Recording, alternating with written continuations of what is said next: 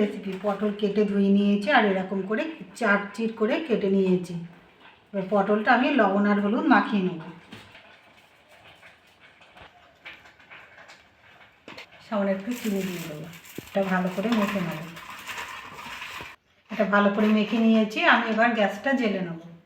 কড়াটা বসিয়ে দিয়েছি আর কড়াটা গরম হয়ে গেছে। আমি এবার সর্ষের তেল দিয়ে দেবো। তেলটা গরম হয়ে গেছে, এগুলো ভেজে নেব।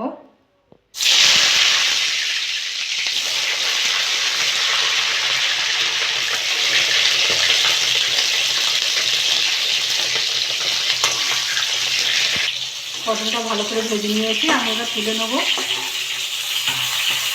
সব পটলগুলো তুলে নিয়েছি। আমি গোটা গরম মশলা দিয়ে দেবো, লবঙ্গ, এলাচ আর দারচিনি দিয়ে দেবো। এটা ভালো করে ভেজে নিয়েছি। আমি এবার পেঁয়াজ দিয়ে দেবো। পেঁয়াজটা একটু ভেজে নেব। পেঁয়াজটা একটু ভেজে নিয়েছি। আদা রসুন বাটা 1 চামচ দিয়ে দেবো। ছেড়ে নেব। ভেজে নিয়েছি, কাঁচা গন্ধটা চলে গেছে। আমি এবার টমেটো দিয়ে দেবো। এরকম নেড়ে চেড়ে নেব। নেড়ে চেড়ে নিয়েছি। আমি এবার লবণ দিয়ে দেবো। লবণটা দিলে তাড়াতাড়ি টমেটোটা গলে যাবে। টমেটোটা গলে গেছে। আমি এবার মশলা দিয়ে দেবো। হলুদ দিয়ে দেবো, ধনে গুঁড়ো দিয়ে দেবো, লঙ্কা গুঁড়ো দিয়ে দেবো, দিয়ে দেবো। নেড়ে চেড়ে নেব।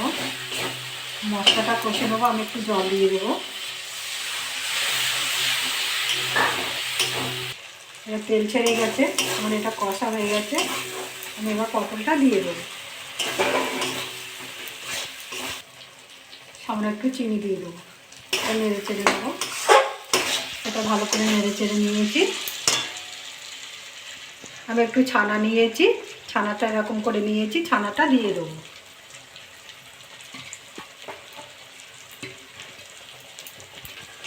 নেড়ে চেড়ে নেবো ভালো করে। এটা নেড়ে চেড়ে নিয়েছি ভালো করে। আমি একটু জল দিয়ে দেবো।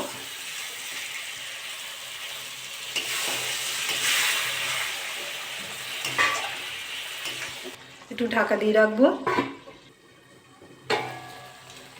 দেখুন কি সুন্দর হয়েছে। তরকারিটা আমার হয়ে গেছে। আমি এবার নামিয়ে দেবো। নামানোর আগে একটু গরম মশলা দিয়ে নামিয়ে দেবো।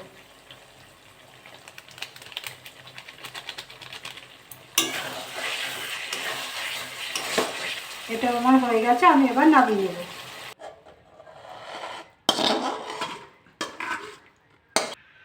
এরকম করে বাড়িতে রান্না করে খাবেন। খেয়ে ভালো লাগলে আমার চ্যানেলটাকে লাইক করবেন, শেয়ার করবেন, কমেন্ট করবেন, সাবস্ক্রাইব করবেন। ধন্যবাদ।